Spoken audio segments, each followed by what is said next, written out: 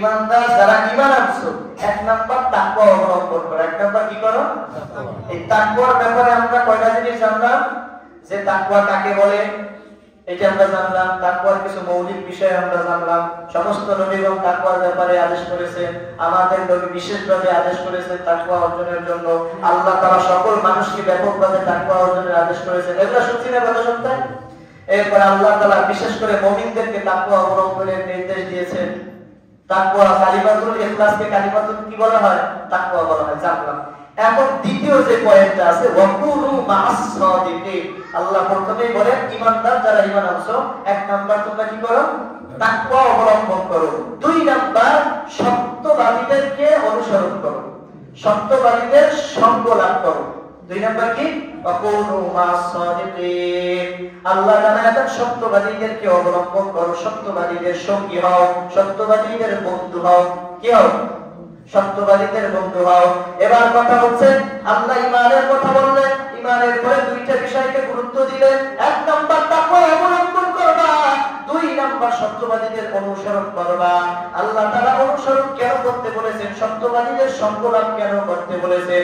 যেই ব্যক্তি তাকওয়া অবলম্বন করার পর সত্যবাদীদের পথ অবলম্বন করে চলবে, তার মধ্যে তাকওয়া বাড়বে, তোমার কোনো সুযোগ নাই। তোমার কি নাই? সুযোগ নাই। আর যদি মুমিন বান্দা তাকওয়া অবলম্বন করছে, বয়ান শোনার পর আপনাদের মনের এক অবস্থা হয়ে যায়, বাসায় যাওয়ার পর মনের অবস্থা অন্যরকম হয়ে যায়, এমন হয় কি হয় না? মাঝে মাঝে যখন মসজিদের মেম্বারে খতিব সাহেব জুমার নামাজের আলোচনা করে, নামাজের মধ্যে মানুষ অনেকটা আগ্রহী হয়, না না বাসায় যাওয়ার পর সে মসজিদে বসে নিয়ত করে আমি আর নামাজ ছাড়বো না, এমন হয় কি হয় না? নামাজটা পড়লে বাইরে যাওয়ার পর আবার অন্তরের অবস্থা চেঞ্জ হয়ে যায়, আযান দিয়েও তারে খুঁজে পাওয়া যায় না, এমন হয় কি হয় না? আল্লাহ তাআলা বলেন তাকওয়া অবলম্বন করবা। এখন এই তাকওয়া যদি ধরে রাখতে চাও তাহলে সত্যবাদীদের অনুসরণ করো। কি করতে হবে তাহলে? সত্যবাদীদের সাথে সংকলন করো, সত্যবাদীদের সাথে বন্ধুত্ব অর্জন করো। কারণ সংস্পর্শ সুন্নতে সলে তোরা সলে গুনা, সৎসঙ্গে সর্ববাস, অসৎসঙ্গে কি হয়? কথা বলেন, অসৎসঙ্গে সর্বনাশ। যদি তোমরা তাকওয়া নিজের মধ্যে ধরে রাখতে চাও তাহলে সত্যবাদীদের বন্ধু হয়ে যাও। আর সত্যবাদীদের যদি বন্ধু হয়ে যাইতে পারো, তোমার তাকওয়া তোমার কোনো সুযোগ নাই। এখন কথা হইছে যে সত্যবাদীদের বন্ধু হইলে তাকওয়া আবার কেমনে থাকে? কথা বলেন, সত্যবাদীদের বন্ধু হইলে তাকওয়া আবার থাকবে কেমনে? তাকওয়া কমবে না কেন? ভাই গরম পানি যখন আমরা করি ফ্লাক্সের মধ্যে রাইখা দেই গরম থাকার জন্য, কথা বলেন, কি জন্য? থাকার জন্য। গরম পানি কইরা যদি আপনি রাইখা দেন, আধা ঘন্টার মধ্যে পানি ঠান্ডা, ফ্লাক্সের মধ্যে যদি রাইখা দেন 12 ঘন্টায় ঠান্ডা হবে না, এমন হয় কি হয় না? গরম থাকে। কারণ ওই যে গরম পানিটা গরমের সাথে সংস্পর্শ পাইছে, এই কারণে পানিটা কি থাকে? গরম থাকে। যদিও নাকি দুনিয়ার ইলেকট্রিক মেশিনের মধ্যে একটা মেয়াদ আছে, কি আছে? মেয়াদ আছে। এই কারণে পানিটা যতক্ষণ থাকে ওই মেয়াদ পর্যন্ত সে কি থাকে? গরম থাকে। আর সত্যবাদীদের পাওয়ার আল্লাহর কাছে এমন, কারণ সত্যবাদীরা তো আল্লাহর কাছে অত্যন্ত দামি, অত্যন্ত কি দামি। এদের কোনো মেয়াদ নাই, যতদিন পর্যন্ত তারা সত্যবাদীতা অবলম্বন করে চলবে, ততদিন তাদের তাকওয়া বাড়তে থাকবে, বাড়তে থাকবে, বাড়তে থাকবে, বাড়তে থাকবে। এবার আপনি যখন সত্যবাদীদের অবলম্বন করবেন তো আপনার মধ্যেও তাকওয়া আছে, ওই ব্যক্তির মধ্যেও তাকওয়া, ওই ব্যক্তির সাথে যতক্ষণ থাকবে আপনার দিনের আলোচনায় শুনবেন। কি আলোচনা? গাঁজাখোরের সাথে চললে আপনি দেখবেন গাঁজাখোর হয়ে যাবেন। আপনি বিশ্বাস করেন আর না করেন, যারা বিড়ি খায় পোলাপান দেখবেন আপনার সন্তানটা ভালো, কিন্তু আর দুইজনের সন্তান কি করে? বিড়ি খায়। ওই বিড়ি খাওয়ার সাথে চলতে চলতে ও দেখবেন একদিন কি করে? বিড়ি খায়। আপনার পকেট থেকে মেসলাইট নিয়ে, আপনি বাবা পকেট থেকে মেসলাইট নিয়ে আপনার সন্তান বিড়ি খাইলে সে আরো পাইবেন না।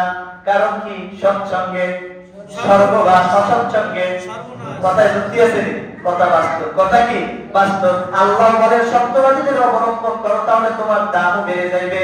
সাহাবীদের ইতিহাসের দিকে তাকান, সংস্পর্শ কত দামি জিনিস। সাহাবায়ে কেরাম রাদিয়াল্লাহু তাআলা আনহু, এত কেন তাদের দাম, এত কেন মর্যাদা আল্লাহর কাছে, এত কেন তাদের সম্মান?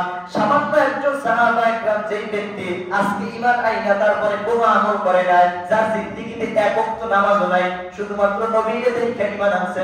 নবীর থেকে কি করছে? ঈমান আনছে। নবীর সচক্ষে দেখছে, ঈমান আনছে, লা ইলাহা ইল্লাল্লাহ মুহাম্মাদুর রাসূলুল্লাহ এই কথা বলিয়া নবীর প্রতি কি আনছে? ঈমান আনছে। ঈমান আনার পর কোন নামাজ পড়ার সুযোগ পায় নাই, মারা গেছে। ঠিক আছে, এই সাহাবীরা তো দাম, এত দাম।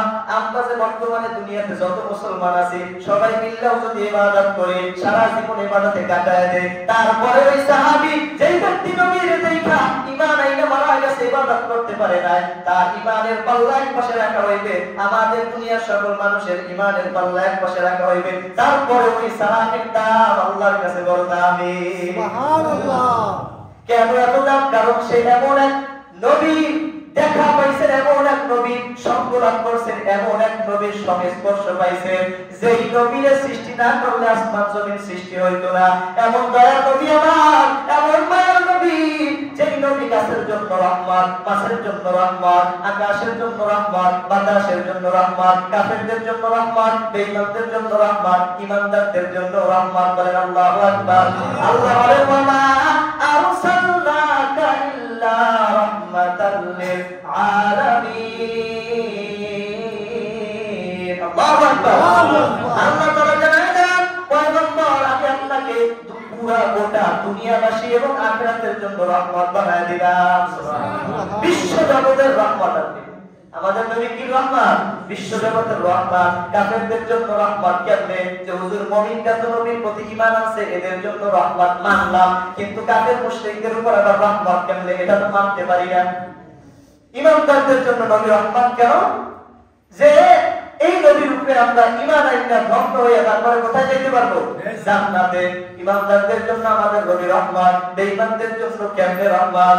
বেঈমানদের জন্য আমার নবী রহমত হওয়ার কারণ হচ্ছে যে অন্য অন্য নবী জমানায় যদি যারা ঈমান না আনতো আল্লাহ তাদেরকে ধ্বংস করে দিয়েছেন কি দেন নাই? মুসা নবীর জমানায় ফিরআউনকে আল্লাহ ধ্বংস করে দিয়েছেন, লূত নবীর জমানায় লূত বংশকে আল্লাহ তাআলা উল্টায় দিয়েছেন, হুদ আলাইহিস সালামের জমানায় আদ জাতির জমানায় আদ জাতিকে আল্লাহ কি করে দিয়েছেন? ধ্বংস করে দিয়েছেন। এইভাবে প্রত্যেক নবীরা যারা ঈমান আনছে তারা বেঁচে গেছে, আর যারা ঈমান আনে নাই তারা ধ্বংস হয়ে গেছে। কিন্তু আমার নবী কাফের মুশরিকদের জন্য এমন রহমত যে আমার নবীর রহমতের কারণে, রহমাতুল লিল আলামিন হওয়ার কারণে কাফের মুশরিকরা ধ্বংস হয় নাই। কাফের মুশরিকরা কি হয় নাই? ধ্বংস হয় নাই। তাহলে যেই পরিমাণে গুনাহ আমরা করি সব ধ্বংস করে দিত আল্লাহ। দেয় নাই কেন? কারণ আমরা আখিরি জামানার পয়গম্বর, বিশ্ব নবী, মহানবী, শেষ নবী, শ্রেষ্ঠ নবী সাইয়্যিদুল মুরসালিন, রাহমাতুল লিল আলামিন, শাফিউল মুজনিবিন, খাতামুন নবিয়্যিনের উত্তরসূরি তার উম্মত। এইজন্য আল্লাহ আমাদের কি করেন না? ধ্বংস করেন না। যেই কথা বলতেছিলাম সাহাবীদের কেন এত দাম? কারণ সাহাবীরা নবীর সঙ্গে স্পর্শ পাইছে। কি পাইছে? সংস্পর্শ পাইছে। উম্মত মুহাম্মাদের মধ্যে সর্বশ্রেষ্ঠ মানুষ গত সপ্তাহে বলছিলাম আবু বকর রাদিয়াল্লাহু তাআলা। কোনো সন্দেহ আছে? যার ব্যাপারে কোনো কি নাই? সন্দেহ নাই। যিনি ছিলেন রাসূলের বন্ধু। কি ছিলেন? রাসূলের বন্ধু, আল্লাহ তাআলার প্রেরিত সত্যবাদী বান্দা। সুবহানাল্লাহ। আল্লাহ তাআলা কি বান্দা? সত্যবাদী বান্দা, যাকে আল্লাহ খুশি হয়ে সিদ্দিক উপাধিতে ভূষিত করে দিয়েছেন। সুবহানাল্লাহ। সিদ্দিক অর্থ কি? সত্যবাদী। সিদ্দিক অর্থ কি ভাই? সত্যবাদী। আবু বকর রাদিয়াল্লাহু তাআলা আনহু, যার একদিনের ইবাদত আর আমাদের সারা জিন্দেগীর ইবাদত যদি এক পাল্লায় রাখা হয়, তারপরে আবু বকর রাদিয়াল্লাহু তাআলা আনহুর ইবাদতের পাল্লা ভারী হয়ে যায়। সুবহানাল্লাহ। কেন এত দাম পাচ্ছে? তারা নামাজ বেশি পড়ছে এই কারণে, তারা রোজা বেশি রাখছে এই কারণে, তারা জিহাদে গেছে আমরা যাই না এই কারণে। না না, এই কারণে না। আপনি হিসাব করে দেখেন, আমরা যদি হায়াত পাই 80 বছর, ধরেন এক ব্যক্তি 80 বছর হায়াত পাইছে, কয় বছর? 80 বছর। ভালো করে বুঝেন, 80 বছর হায়াত পাওয়ার পর 80 বছর ইবাদতে কাটাইছে। 80 বছর কি করছে?